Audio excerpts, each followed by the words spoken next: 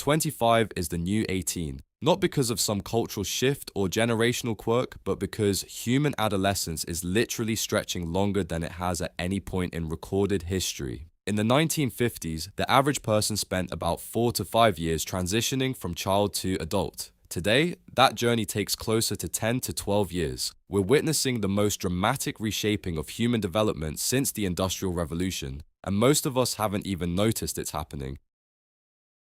This isn't just about helicopter parents or participation trophies. Something fundamental has changed in how humans mature, and the implications reach far beyond frustrated 20-somethings living in their childhood bedrooms. We're looking at a biological and social phenomenon that's rewiring everything from our economy to our politics to our most intimate relationships. The traditional milestones that once marked the passage into adulthood, marriage, parenthood, financial independence, even just having sex or drinking alcohol, are happening later and later. Meanwhile, the biological onset of puberty creeps earlier and earlier. The result? A growing chasm between when our bodies say we're adults and when society actually treats us as such. To understand why this matters, we need to dig into what's actually happening here, because this story involves everything from childhood obesity to endocrine disrupting chemicals to the neuroscience of risk-taking. And the consequences aren't just personal, they're reshaping entire societies in ways we're only beginning to comprehend. Let's start with the numbers, because they're staggering. In pre-industrial societies, the gap between the end of childhood and the beginning of adulthood was typically around 2 years for girls and 4 years for boys. By the mid-20th century, adolescence lasted roughly 4 to 5 years. Today, researchers like Lawrence Steinberg at Temple University calculate that adolescence effectively runs from age 10 to about 25. That's not a gradual shift. That's a complete transformation of human development happening in real time. The driving forces behind this extension are pulling from both ends of the timeline. On one side, puberty is arriving earlier than ever before. The average age of menarche, a girl's first menstruation, has dropped by about 2.5 years over the past century and a half. In 1860, the average American girl began menstruating at around 14.5. Today, it's closer to 12.5. Boys are experiencing similar acceleration, with voice changes and other markers of sexual maturity appearing years earlier than they did for previous generations. This isn't just better nutrition at work, though improved childhood health plays a role. One major factor is childhood obesity, which has more than tripled since the 1970s. Fat cells produce estrogen, and higher estrogen levels can trigger earlier puberty. But there are other culprits too. Certain chemicals in our environment, including some found in plastics and personal care products, may interfere with normal hormonal development. Even more surprisingly, father absence has been linked to earlier puberty in girls, though researchers are still debating whether this represents an evolutionary adaptation or simply reflects other environmental stresses. Meanwhile, at the other end of the spectrum, the traditional markers of adulthood keep retreating further into the future. In 1960, the median age for first marriage in the United States was 20 for women and 23 for men. Today, it's 28 for women and 30 for men. The age of first childbirth has similarly climbed. In Norway, women now have their first child at an average age of around 29 compared to around 23 in the 1970s. Home ownership, financial independence, stable employment, all once achieved in the early 20s, now routinely extend into the 30s. But here's where it gets really interesting. This isn't just about economic pressures or changing social norms. The human brain itself is still developing well into the 20s, particularly the prefrontal cortex responsible for executive function, impulse control, and long-term planning. Brain imaging studies show that the neural circuits connecting emotional centers to rational decision-making areas aren't fully mature until around age 25. Think about that for a moment. For the first time in human history, we have people who are biologically capable of reproduction, but neurologically still developing the capacity for the kind of complex decision-making that adult life requires. The implications are profound. We've created a category of human beings, let's call them emerging adults, who exist in a kind of developmental limbo. They're sexually mature but cognitively still forming. They're physically capable of independence but often economically dependent. They're legally adults but socially still treated as adolescents. This isn't a failure of character or a generational weakness. It's a new stage of human development that we're still learning to navigate. Now, you might think this extended adolescence is simply a luxury of affluent societies, and you'd be partially right, but the reality is more complex. Research by Jean Twenge and her colleagues at San Diego State University reveals a fascinating paradox. Today's teenagers are actually less likely to engage in traditionally adult behaviors like drinking alcohol, having sex, or even driving cars than teenagers from previous generations. This isn't because they're more responsible, it's because they're developing along an entirely different timeline.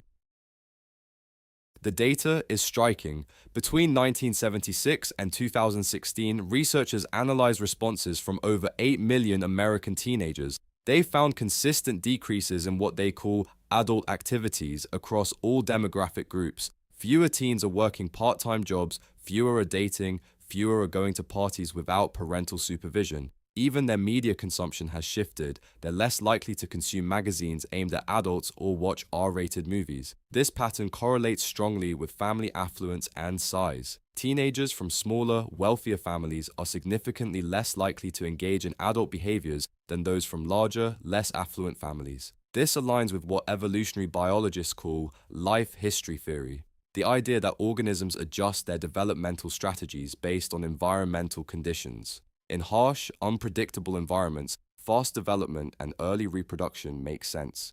In stable, resource-rich environments, slower development allows for more learning and skill acquisition. But here's the twist. This slower development isn't necessarily producing better prepared adults. Extended adolescence creates its own set of challenges, particularly around identity formation and mental health. The traditional developmental tasks of adolescence, establishing independence, forming intimate relationships, choosing a career path, are now stretched across a much longer time frame, creating what researchers call identity diffusion. Young people spend more years uncertain about who they are and what they want, which can lead to increased anxiety and depression. The neuroscience here is crucial. The adolescent brain undergoes massive reorganization, with neural pathways being pruned and strengthened based on experience. This neuroplasticity is what makes adolescence such a critical period for learning and adaptation. But when adolescence stretches from 10 to 25, that's 15 years of heightened neuroplasticity. 15 years when the brain is hypersensitive to rewards, prone to risk-taking, and still developing impulse control. This extended period of brain development has unexpected consequences. Most addictions begin during adolescence, and research shows that adolescent brains become addicted to substances like nicotine faster and at lower doses than adult brains. The reward circuits that make teenagers prone to addiction are the same ones that make them seek out novel experiences and take the risks necessary for learning and growth. But when this neurological state persists into the 20s, it can create prolonged vulnerability.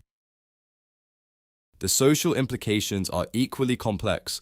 Traditional institutions, schools, families, legal systems are designed around the old model of adolescence. We still set voting ages, drinking ages, and criminal responsibility thresholds based on assumptions about development that no longer match reality. An 18-year-old today is neurologically and socially quite different from an 18-year-old in 1950, yet our institutions treat them identically. This mismatch creates what researchers call institutional lag, a disconnect between biological and social realities and the structures meant to support them. High schools still operate as if most students will enter the workforce or start families shortly after graduation. College admissions processes assume students know what they want to study and pursue as careers. Criminal justice systems hold teenagers fully responsible for decisions made with still developing brains. Perhaps most significantly, this extended adolescence is reshaping economic inequality in ways we're only beginning to understand. Families with resources can support their children through longer periods of education and exploration. Those without resources cannot. The result is a growing divide between young people who can afford extended adolescence and those who cannot. A divide that compounds over time as the supported group accumulates more education, experiences, and social connections. The most profound implication of extended adolescence might be its impact on human relationships and reproduction. For the first time in human evolutionary history, there's a decade or more between sexual maturity and the typical age of parenthood. This isn't just changing when people have children, it's changing whether they have children at all. Fertility rates in developed countries have plummeted below replacement level. In South Korea, the fertility rate has dropped to 0.8 children per woman, less than half what's needed to maintain population stability. Similar patterns are emerging across Europe, Japan, and increasingly in the United States. While multiple factors contribute to this decline, the extension of adolescence plays a crucial role. By the time people feel ready for parenthood, financially stable, emotionally mature, career established, their most fertile years may have passed. This demographic shift has cascading effects. Aging populations require more healthcare and social support while producing fewer workers and taxpayers. Innovation and entrepreneurship, traditionally driven by young adults, may decline as that demographic becomes a smaller portion of the population. Political systems designed around the assumption of generational turnover face new pressures when generational transitions slow down. But extended adolescence isn't just creating problems, it's also creating opportunities. The additional years of neuroplasticity mean enhanced capacity for learning and adaptation. The delay in major life commitments allows for more exploration and skill development. Many of the innovations driving the modern economy, from social media platforms to app-based services, have been created by people in their extended adolescence, combining the risk-taking propensity of teenage brains with the accumulated knowledge of young adult experience. The challenge is learning to structure society around this new developmental reality. Some countries are beginning to experiment with institutional changes. Denmark has extended educational support into the mid-20s. Some US states are raising the age at which young people can be tried as adults.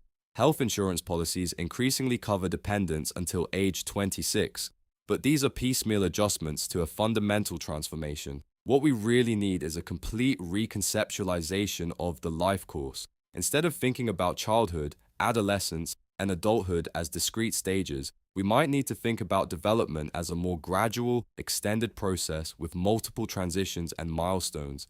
This shift requires changes in how we structure education, work, relationships, and social support systems. Educational institutions might need to become more flexible, allowing for multiple entry and exit points rather than a single linear progression. Employment might need to accommodate more exploration and career changes in the 20s and 30s. Social norms around relationships and family formation might need to become more accepting of diverse timelines and arrangements.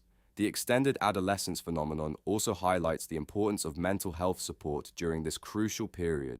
With neural development continuing into the mid-20s and with traditional support structures often ending at 18, many young people navigate this extended transition without adequate resources. Recognizing extended adolescence as a distinct life stage could help us design better support systems for the unique challenges it presents.